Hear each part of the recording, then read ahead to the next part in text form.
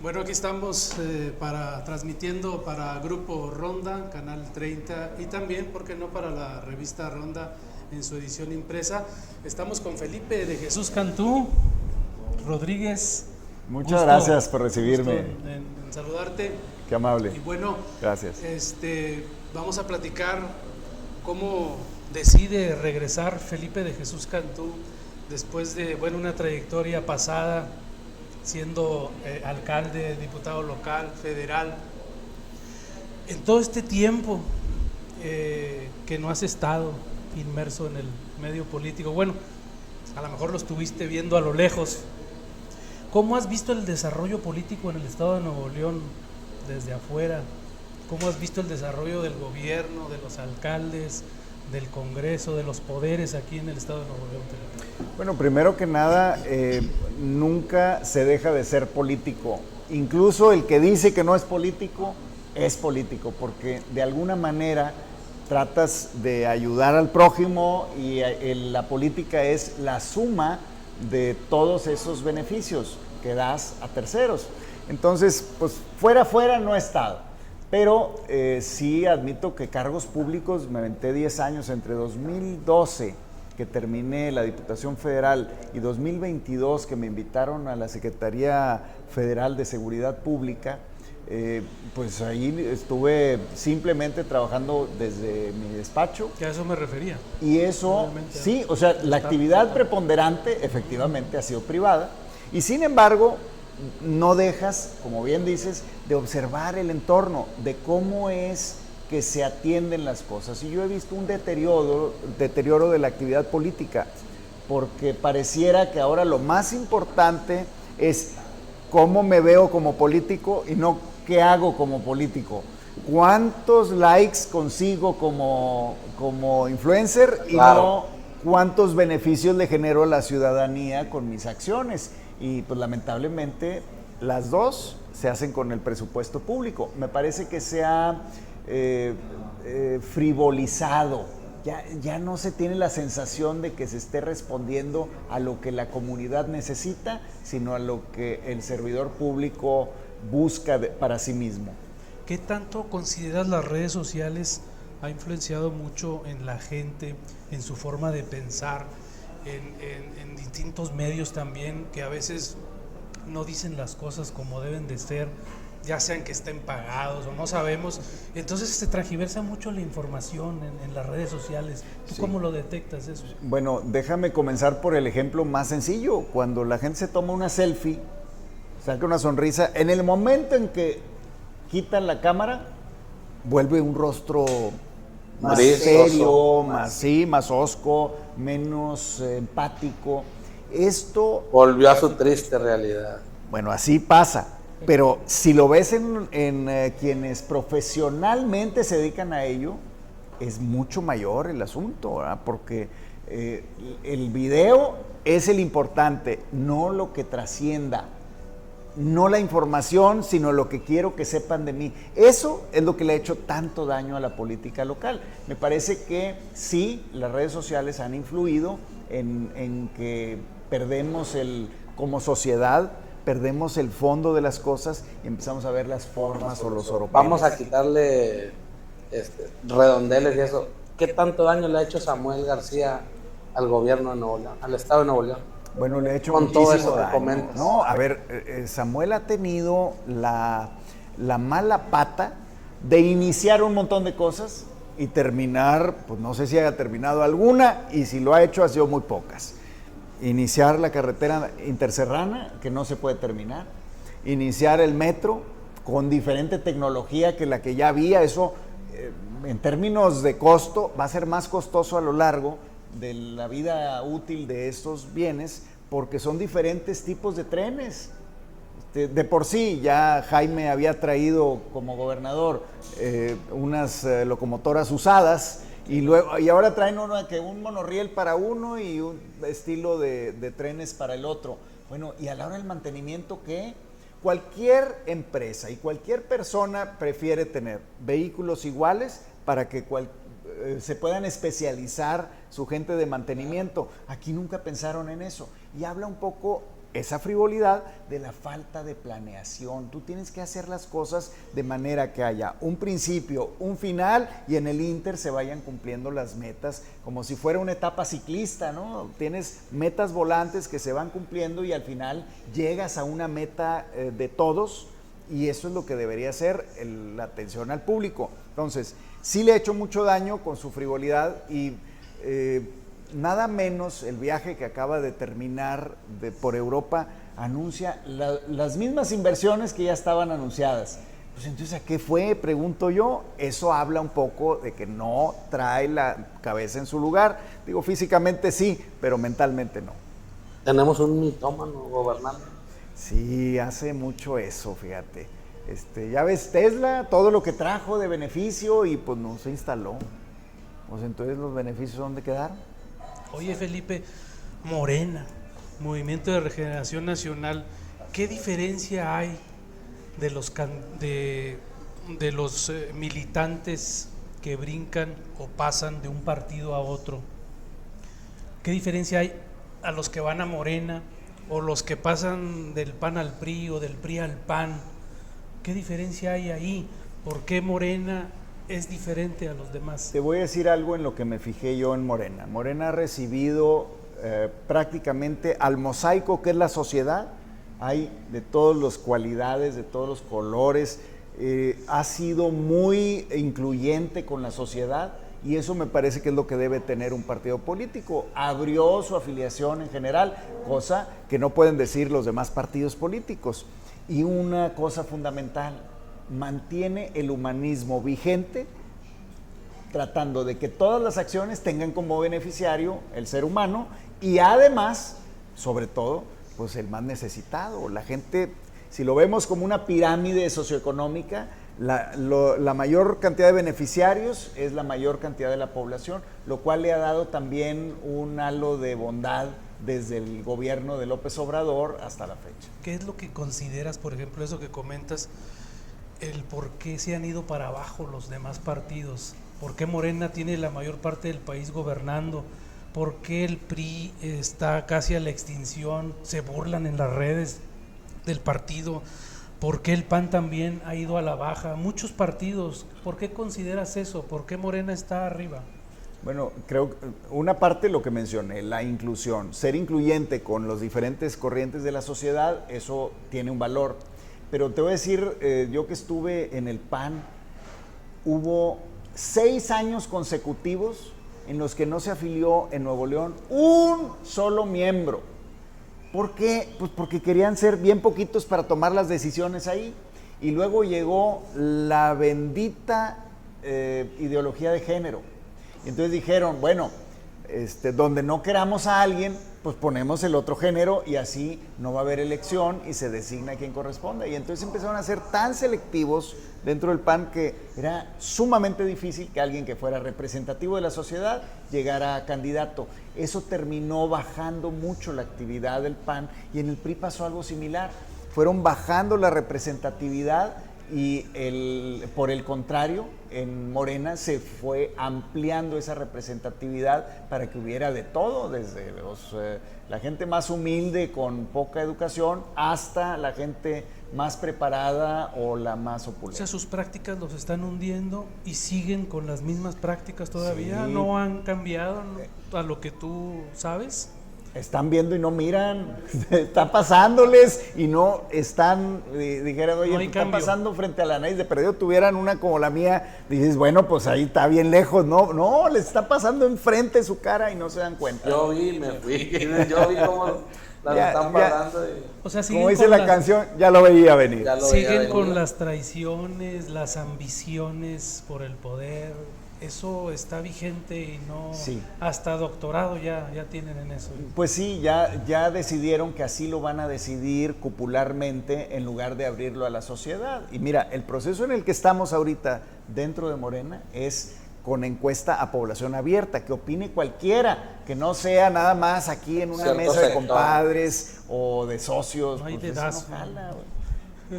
Se acabaron los sellitos y los Pues lugares. la idea es que sea la propia sociedad la que lo determine y cuando salga la encuesta decir, bueno, pues este va a ser el liderazgo que va a ver la estructura con la que haremos frente al año 2027 que tiene elecciones. Felipe, así como radiografías al PRI y al PAN, ¿cuál sería tu radiografía de Movimiento Ciudadano? Movimiento Ciudadano ha aprovechado la bondad de la sociedad. Y la gente dice, oye, pues trae algo nuevo, pues en los eslogans, porque en la práctica no ha sido así, ¿verdad? Dicen, es que la vieja política, la nueva política parece que es la abuelita de la vieja política, Recargada, esa es recargada. Reloaded, dice de los gringos, ¿no? remasterizada. Realmente lo que han hecho es acaparar decisiones, un círculo muy pequeño de poder, donde está el gobernador y 3 o 4 compadres y amigos, y la esposa, por supuesto, y ellos son los que toman las decisiones y no permiten que haya un desenvolvimiento razonablemente amplio para que la sociedad interactúe con ellos. Es que ya salió de control, porque ya ahora todos son Marlboro, todos viven en el mundo Yellowstone, todos son vaqueros y les están dando por ese lado y les está funcionando, o pareciera que les está funcionando. Me parece que la analogía que mencionas es tristemente la realidad que vive el gobierno. Tienes un gobernador que aparece y trata de demostrar más las imágenes que cualquier otra cosa, grandes anuncios, aunque no sean ciertos, o exagerados cuando se habla de cuánto invierte una empresa, montones y montones de millones, y te das cuenta al final que no es cierto. Pero ¿qué pasa con ese líder? Pues que todos quieren parecerse a él. Y te fijas en el gabinete, más o menos están cortados con la misma tijera. Hay también, o sea, están muchos, hay bastantes, muchos ahí, Sí, muchos jinetes. Espero que no sean del apocalipsis. Oye, Felipe, al ver la actuación del gobierno, los detalles que se señalan, ¿tú ves a los alcaldes, al Congreso, a los medios de comunicación, a la propia ciudadanía, la ves actuando como debe de ser, señalando las cosas, o simplemente lo ven superficial, no van de lleno? ¿Cómo ves el actuar de ellos hacia el gobierno? Nos falta mucho como sociedad para seguir desenvolviéndonos y poder intervenir más en la vida pública. Muchos piensan que los políticos lo hagan, a ver que los partidos resuelvan, que el gobierno resuelva. Yo ya voté. Pero hay un montón de cosas que podemos hacer nosotros en lo corto, desde obedecer una luz de alto en un semáforo, una vuelta prohibida, no tomarla, desde esas cosas de detalle, o cederle el paso a un peatón, cosa que, híjole, qué agresivos somos para manejar los regiomontanos. Oye, así nos tienen, vas a otro estado. Sí, no, te lo dicen. a mí me ha tocado manejar en Ciudad de México y en Monterrey, y créeme, somos más salvajes para manejar en Monterrey que en Ciudad de México. No sé si es que ya se acostumbraron al volumen, pero nosotros traemos esa mala escuela de decir, no, que lo arregle otro, que le dé la vuelta el otro, yo voy a pasar por enfrente.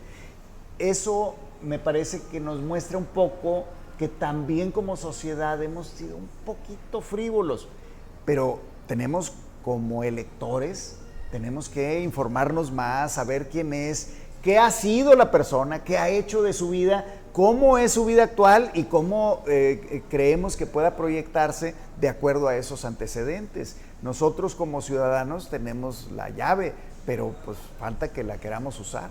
Este proceso que Morena tiene, ¿cómo es, Felipe, para que sepa toda la gente? ¿Cómo empieza? ¿Qué fechas tienen? ¿Y quiénes son tus contendientes en esta elección interna hasta ahorita? El proceso en estricto sentido no ha comenzado. Tiene que salir una convocatoria. Lo que sí sabemos son fechas terminales. El 22 de junio, en pleno mundial, 4 días después del segundo juego de la selección, vamos a tener el inicio del proceso de registro.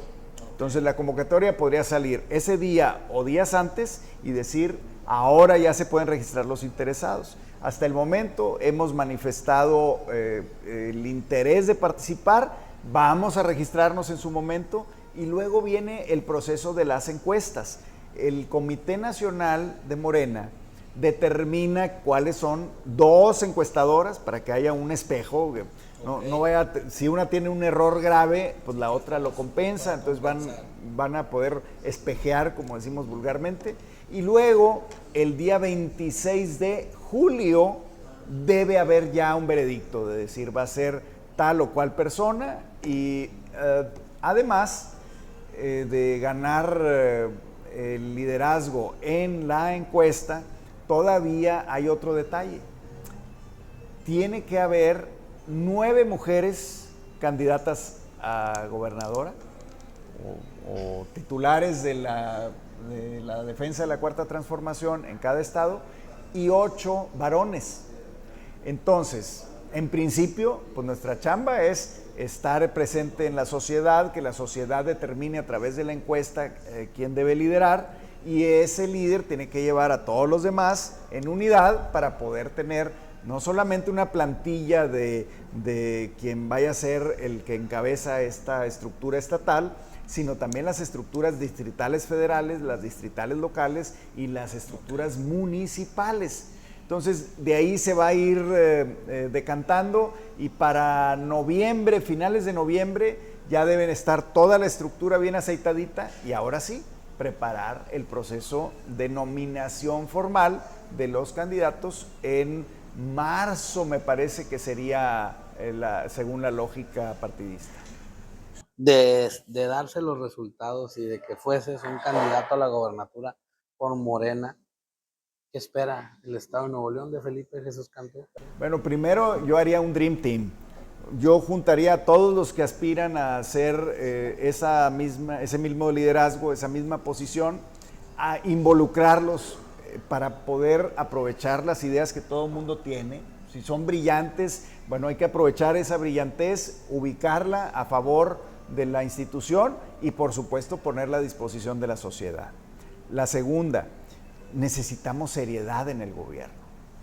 Tenemos que garantizar que lo que se diga sea lo que se haga, y no que andemos de presumidos ahí de cosas que no tienen nada que ver con el gobierno. No vas a hacer panqueques en la mañanita. No, o los vas a hacer, pero no los vas a publicar. Yo no voy a descartar que vaya a cocinar. Me gusta cocinar. En mi casa yo cocino más que mi mujer, y eso a las pruebas me remito. Pero ese no es el tema de un gobernante. Exacto. El tema que tiene que tener un gobernante es estar cerca de la población, que te digan lo bueno y lo malo, lo que te mereces, y de ahí tratar de sacar una utilidad. ¿Cuál es esa utilidad? Lo que me están diciendo que debe haber, eso es lo que hay que hacer. Y el gobierno tiene muchísimas opciones. Yo veo cuando empezó el sexenio de Samuel, no sé si se acuerdan ustedes que ahora sí todas las escuelas van a tener padrinos, vamos a arreglar todas las escuelas. Entonces es un error, no porque quieras hacerlo, no, porque no lo haces bien. Tienes que arreglar las más de 4,000 o 5,000 escuelas que haya, y tienes que hacer una programación de ello. Lo mismo con los mantenimientos, que hasta los edificios más nuevos del gobierno del estado tienen deficiencias de mantenimiento, no arreglan escaleras eléctricas, no dan mantenimiento de elevadores, ahí tienes a la gente sudando la gota gorda, y algunos pues con la imposibilidad material por sus incapacidades físicas o sus limitaciones físicas. Ese tipo de cosas son las que no deberían estar existiendo. Entonces, tienes que devolverle a la población la facultad de decir qué se necesita, y el mandatario hacerle caso a lo que la sociedad pide. Oye, Felipe, pocos saben que tú en el municipio también implementaste el tema de la transparencia de tiempo atrás, que ya después, pues bueno, están ahora los que están ahorita oficiales, ¿no? Digámoslo así, del gobierno, que siempre ha sido un problema ahí con eso, pidiendo solicitudes, y luego el dinero ni va a transparencia, va a gobierno. Siempre también se ha hablado de muchos políticos que se sirven de los partidos políticos. Decía papá una frase que muchos dicen, que perro que traga huevo Sí. Ni aunque le quemen el hocico, dice el refrán. Entonces, es importante el tema de la transparencia, ¿no? Que sepan Sí, eso, ¿no? bueno, nosotros fuimos pioneros cuando mi gobierno municipal 2000 a 2003 en Monterrey no existía la ley, no había reglamentación en materia de transparencia y nosotros decidimos implementarlo. Y pusimos una especie de ombudsman, que era Javier Livas, Alfredo Corella y Gerardo Montes, como un comité de transparencia que estuviera vigilando que se hicieran las cosas. Bueno, ellos estaban ahí. Bueno, todo lo que pidiera un particular, nosotros estamos obligados a otorgarlo.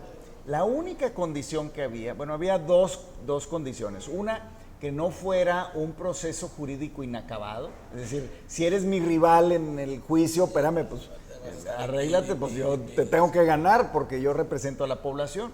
Y la segunda era que el costo de la reproducción lo pagaras tú, ya sea que traías, en aquel tiempo eran los discos compactos, no había ni USBs ni nada de eso, pero que si tú proveías eso, se te daba la información que pedías, incluyendo la nómina municipal, cosas del archivo histórico, lo que pidiera el ciudadano, eso se le otorgaba. No se cobraba por ello, se cobraba nada más, oye, necesito una copia, son 15 centavos en aquel tiempo era el costo de la copia, es decir, bueno, pues las hojas que sean, tienes que pagar eso, pero la información tienes que tenerla, si te interesa, llévatela, con eso abrimos el capítulo de la transparencia, después se convirtió en ley, nomás que en esa ley, en lugar de que fuera gratuito, pues crearon unos organismos pesadones, ¿verdad? Con una burocracia grande. Yo creo que estuvo mal porque ahí todos los funcionarios empezaron a pensar que ya no es responsabilidad de ellos, es responsabilidad del comité de transparencia, que a mí me lo pidan y yo veo cómo lo evado. Exacto. Y eso es lo que mencionabas ahorita que está pasando. La pasan evadiendo en vez de informar. Oye, a ver, métete a la página de internet del gobierno del estado, a ver si puedes obtener la información que quieres. Es impresionante porque lo más probable es que no lo consigas. Deja tú eso. Cuando logras hacer que le den trámite, la multa es irrisoria. Sí. O sea, dice el funcionario, no, una multa de 10, 15 mil pesos para lo que yo me embuchaqué, pues no es nada. Como el que vende cerveza fuera de horario, dice, yo pago la multa, yo saco para eso y más. Que siga el trámite, así está. Se la rifan. Sí. Oye, Felipe, yo me acuerdo cuando andabas de candidato a la alcaldía, nosotros teníamos la oficina en Treviño y llegaste tú ahí. Ah, mira. A lo mejor no te acuerdas, tú andabas en campaña y no sabías que la oficina de Ronda ahí estaba. Llegaste y te dijeron, mira, aquí está la oficina de Ronda, y llegaste y te metiste, agarraste la revista, la leíste, estabas risa y risa ahí, pero tú no sabías que ahí era la oficina. Andábamos en el casa por casa, ¿verdad? Andabas ahí como cambaseo comercial, así nosotros, oiga, ahí entre quiero un voto. ¿Tú conoces ese camino, el cambaseo? Sí, claro, desde niño, desde los 8 años yo vendía ganchos casa por casa. Eso es lo que te iba a comentar, que la gente sepa que tú estabas en venta en calles vendiendo electrodomésticos, que vienes desde abajo, que sabes el sacrificio del trabajo. Coméntanos esos tiempos, sí, fíjate, ¿cómo empezaste? Mi mamá tenía una tienda de ropa, entonces pues uno de los negocios que ella veía como laterales era pues que había ganchos que vender, la gente pedía llevarse la ropa sin ganchos, entonces yo agarraba mi eslogan, no me lo van a creer, mi eslogan publicitario que yo usaba.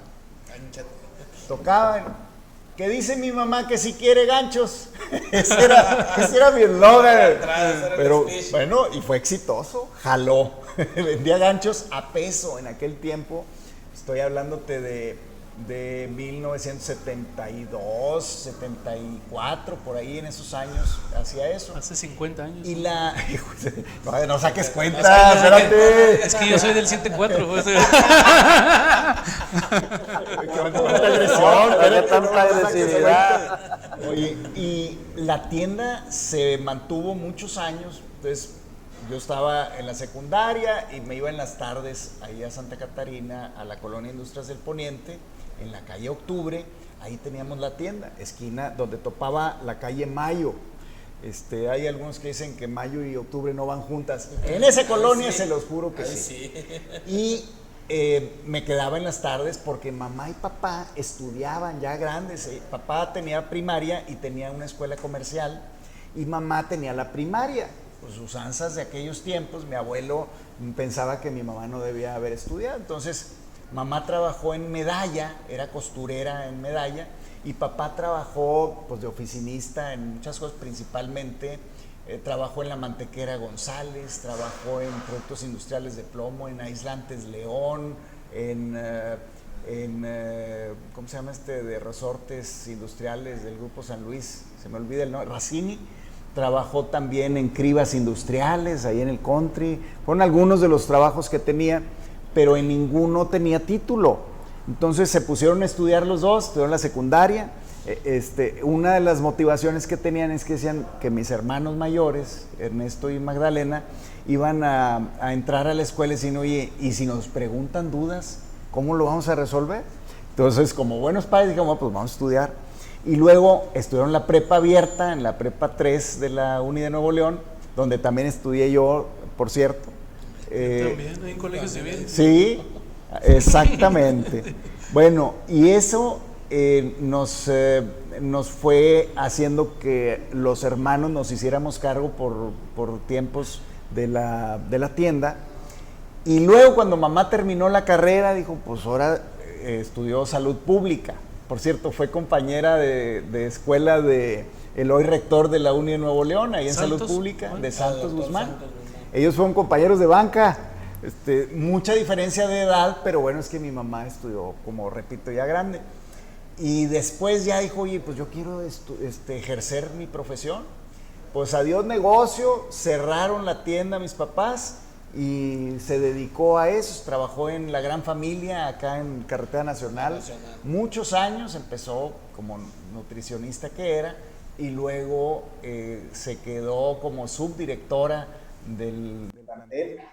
Te vas quedando llamando a esa asociación. Decíamos que teníamos muchísimos hermanos. Oye, ahorita que tocaste la universidad, algo así nada más, una opinión rápido. Va a celebrar este 5 de junio su autonomía. ¿Cómo has visto tú a la universidad? También, no sé si recuerdes que el gobernador presentó ahí al secretario general algo que no es usual. Antes no sucedía eso. Dijo, pues va a ser, como que hubo intervención ahí. A lo mejor ya sabemos que hay intervenciones, pero no darlas así, a puerta abierta, ante las cámaras y todo eso. Pero, ¿qué opinas de la autonomía de la universidad? Primero, ese acto por sí solo revela la soberbia de un gobernante que quiere demostrar que está influyendo en una decisión que él manda, que es una decisión de la universidad. A mí me parece que la autonomía en términos académicos sí ha existido. En términos administrativos es una cosa totalmente distinta. Incluso yo presenté una iniciativa de ley cuando era diputado local para que se pudiera auditar finanzas, porque la universidad recibe dinero público. Entonces lo que yo decía es, tenemos que saber a dónde va a dar ese dinero público. Y bueno, pues una revolución, y decía, no, qué barbaridad, estás en contra de la universidad. No, estoy a favor de la universidad, por eso quiero que la gente sepa en qué se está invirtiendo, ¿no? Y pasaron muchas cosas ¿cómo se dice? Con la excusa de la autonomía se hicieron muchas atrocidades. Después la Auditoría Superior de la Federación encontró algunas irregularidades, las castigó, pero era porque decían, es que si somos autónomos, que nadie se meta con nosotros, que nadie nos vea, se tapaban. Mientras generes tu recurso propio, pues haz lo que quieras. Pues sí, pero mientras tienes usas... un presupuesto federal y estatal, tienes que... Claro, es otro boleto. Cuentas. Y hay recursos propios también. Sí, claro, y en eso puedes entender que digan, a ver, de los recursos propios no necesariamente tenemos que andar dando cuentas, eso puedo entenderlo, pero la justificación que daban en aquel tiempo era rector Alfredo Piñeiro. Ellos decían, no, es que no te puedes meter en lo que nosotros administramos. No, espérame, insisto, el dinero público merece el escrutinio público. Transparencia. Ese es en buena medida lo que pasó con la búsqueda de transparencia, que luego cuando después de eso me tocó ser diputado federal y luego alcalde. Yo decía, bueno, pues si yo lo exigía, pues tengo que demostrarlo. Entonces, aunque no me obligara la ley, me obligaba mi propia conciencia a decir, lo que yo le he pedido que hagan a otros, tengo que demostrar que se puede hacer, y por eso fuimos pioneros en la transparencia. Está pagando Nuevo León el precio de tener un gobernador joven, inexperto, se puede decir así, por las cuestiones que se le vienen al Estado, en obra y en todos los rubros, de tener a una persona que te promete. De hecho, Ronda lo vaticinaba hace 5 años, eran propuestas inviables. Inviables, y así coincidió en los hechos. Lamentablemente, sí ha pagado Nuevo León noviciado, pero no porque sea joven, es porque es como es. No toma las cosas con la seriedad que lo amerita un gobierno estatal que está para servir a la comunidad y no para servirse de ella. Oye, Felipe, y en caso de que se ganen las internas, vayas a la candidatura, las preferencias están ahorita de acuerdo a encuestas con Morena, que son de los pocos estados del país que falta ese empujón nada más, porque aquí ya han ganado todos, independientes, PRI, PAN, sí, Movimiento Ciudadano. Experimentos muy caros. ¿Qué diferente se haría con Morena en comparación a los otros gobiernos? Bueno, primero que nada tienes que asegurar de que el gabinete sea competente, que sea gente que le sabe a esto. No se trata de que sean especialistas en ciertas cosas específicas, no, que sepan administrar programas, que sepan administrar políticas públicas y que sepan desempeñar con responsabilidad el cargo que se les otorga, primero. Y segundo, tienes que garantizar esa cercanía, que la gente venga y te hable, lo que te merezcas. Si es una mentada de madre, pues tienes que aceptarla, porque para eso te rentas, ¿verdad? Pues estás ahí porque esa gente te lleva a ese lugar, entonces tienes que atender lo que están pidiendo. No digo que cuando haya un capricho de un ciudadano tenga que hacerse en contra de todos los demás ciudadanos, no, pero también tienes que tener el criterio adecuado para no hacer estupideces dentro del gobierno que nos han costado carísimas. ¿Vas a tener mañaneras, tardeadas? ¿Vas a dar la cara? Yo creo que tiene que haber comunicación permanente. Te voy a decir un ejemplo. Nosotros, cuando estuvimos en la administración 2000-2003 en la alcaldía, todos los días, de lunes a sábado, yo salía a colonias. Y hasta que el cliente esté satisfecho, en este caso los jefes, que son los ciudadanos, entonces nos retirábamos. Preguntábamos qué es lo que necesitaban. Eso mismo debe hacer un gobernante en cualquier nivel. Ir a donde está el pueblo, escucharlo y actuar en consecuencia. Si algo estás haciendo mal, también te lo van a gritar. No, y con las redes más ahorita, ¿no? Bueno, hay muchas opciones de comunicación, hay que usarlas. Y teníamos también audiencias públicas, me parece que eso debe de repetirse. No que estés en un salón cerrado con selección de preguntas y sí, esta no, Ronda no debe preguntar esto, no, pues no. Pues, sácalo. Tienes que dejar que la gente interactúe, no solamente los medios de comunicación, sino tienes que dar pie a que la gente participe de manera directa, y eso te va a ayudar a entender mejor la problemática. Pues bien, Felipe, pues agradecidos aquí. Por último, Felipe, ya no te sientes lagartija peñasqueada. Hace años dijiste, tú lo dijiste. Ya no me acordaba de Tú eso. lo dijiste. Me siento una lagartija peñasqueada. Se me traen así. Que tú dijiste, soy una lagartija muy peñasqueada. Así tal cual. Ya no. ¿Qué término no? No, qué términos no. Pero es que era abrumador. ¿Qué pasaba? Yo me acuerdo de niños, ¿qué pasaba? Pues no había esa educación respecto del cuidado de la fauna, ¿verdad?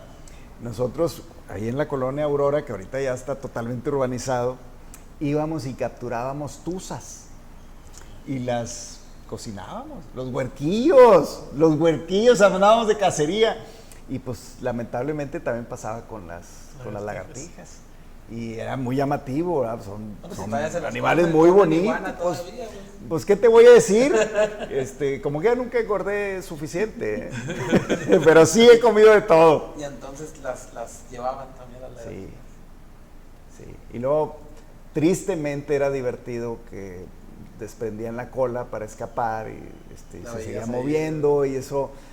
en ese tiempo nos divertía, pero no teníamos quien nos dijera, oigan, no hagan eso, miren la vida de los animalitos y todo. Ahora lo entendemos, pero en ese momento no lo entendíamos. Sí, no. Pero cuando tú lo dijiste, te remontabas a esos Hombre, tiempos. me estaba acordando. Yo también una vez agarré un murciélago, lo agarré y lo abrí todo y...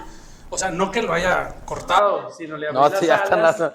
Yo Ahí estaba, en el agua, ahí lo tenía. No lo maté ni nada, pero es como tú dices, esos tiempos... yo abrí un pez, no sé. También nos tocó, también de niños, encontrábamos ranas, salíamos al monte cuando llovía y salían las ranas. No, sí estaban muy sabrosas, la verdad. Y vamos, muchachos, no es para satanizar esto, ni para que ahorita los chicos modernos, actuales, ay, mira, Felipe Jesús. Ahora sí, todos hashtag.